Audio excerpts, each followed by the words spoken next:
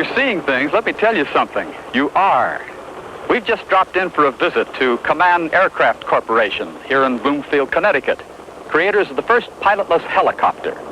Now, according to this letter that I have from Bob Klein of Syracuse, New York, he writes, a strange new sight has been added to the long list of American aeronautical achievements. A helicopter drone, where radio signals have replaced the need for a pilot, has been developed by the Kaman Company. Because its potentials are unlimited, I think this is a natural story for you to ask for it. Okay, Bob, let's take a closer look. First, I'd like to point out one thing. Because of CAA restrictions on pilotless aircraft over populated areas, such as our test area right here, the drone must be tethered at all times. Now, as you can see, there are no control wires. Just this piece of rope to keep it within bounds.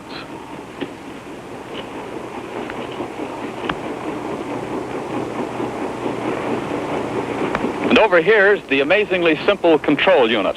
Hello, Bob Mack. Hello, Jack. I'd like you to meet Charlie Kaman, the president and founder of our company. Mr. Kaman, it's a pleasure. Hi, Jack.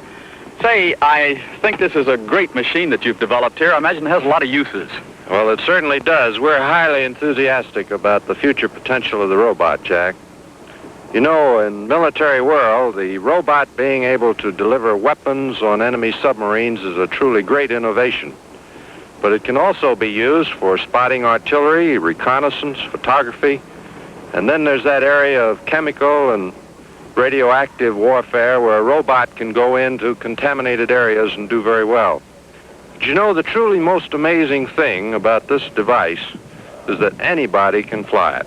How about you? Would you like to try? I give my eye teeth to. Bob Mack, you take over. This stick controls the speed and direction of flight of the robot. You tilt it in the direction in which you wish to fly, and it varies the cyclic controls in the helicopter automatically. Oh, I see. Well, now I know about the speed and the direction. How do I go up? The collective pitch control ring here increases the lift on the helicopter. You increase the pitch and lift to rise, you decrease it to descend. Well, once I get up there, how do I turn right and left? This little knob on top of the stick here turns you right or left. When you release it, it holds your heading while you're hovering. The helicopter is automatically stabilized all the time. Well, how about my trying it now?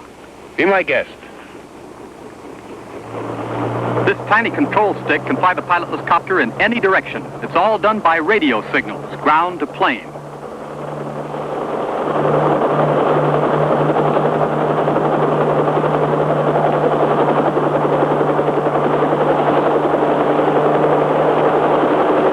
Let's turn the ring and see what happens. The copter rises straight up, but now watch.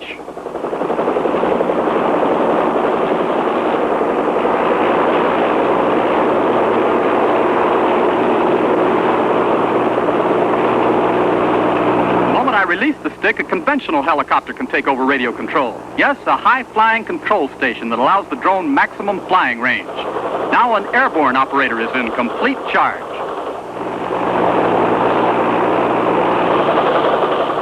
His control panel radios commands to the pilotless copter just as we did from the ground.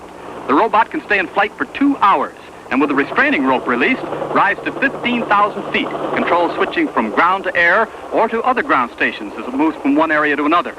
Well, now I'll take over again and try and bring the robot down. And if I can do it, anybody can.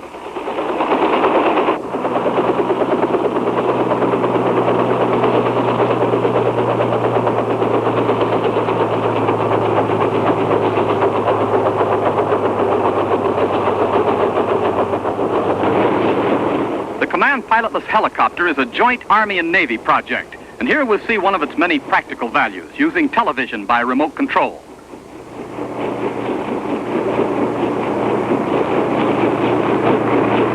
Yes, the Telescout, the Army Signal Corps TV camera, is installed in the nose of the robot.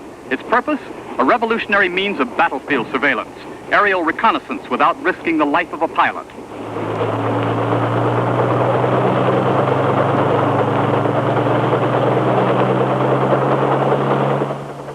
On the screen in the mobile monitoring truck, we see everything that the TV camera sees from the pilotless copter. Over 5 years of development and research has made the drone helicopter a true jack of all trades. Its potential is unlimited. It can seek out targets, lay smoke screens and communication wires, save lives by flying into radioactive areas to determine if they're safe for the entry of personnel, even assist in firefighting. Yes, without a pilot, it can even pick up messages from advanced troops, relay them to receiving stations behind the lines, like these National Guardsmen here. Looks like they have some information to pass along on behalf of the Kaman Aircraft Company. Now, keep an eye on the screen. We'll read them any minute.